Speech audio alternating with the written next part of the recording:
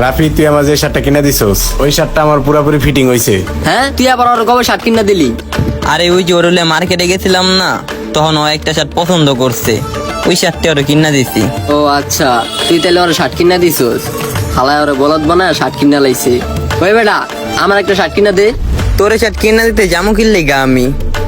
হয় তোর লাগে মার্কেটে গেছে, তুই আর একটা শার্ট কিনা দিছস। আমিও তোর লাগে কোনো জায়গায় যামু, আমার একটা শার্ট বা প্যান্ট কিনা দিবি। ভাই আমি কি দোষ করছি? আমিও তো তোমার লগে যে অনেক কিছু চাই, তুমি আমার কিনা দেও না কে? একটা জিনিস জানোস বেয়া, তুইও হন কখনো চালাক লোক করে বলদ বানিয়ে খাইতে পারবি না।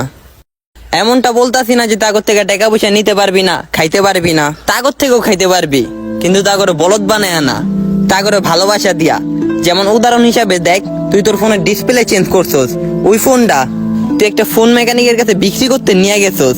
এখন উনি কিন্তু ফোনটা দেখলে বইলা দিতে পারবো যে এই ফোনের ডিসপ্লে চেঞ্জ হয়েছে। তখন তোরা যদি তারা হাজারো বলো যে ভাই ফোনটা ডিসপ্লে চেঞ্জ হয় না, ফোনটা ভালো, তারে বোকা বানায় কিন্তু তোরা এই ফোনটা তার কাছে বিক্রি করতে পারবি না।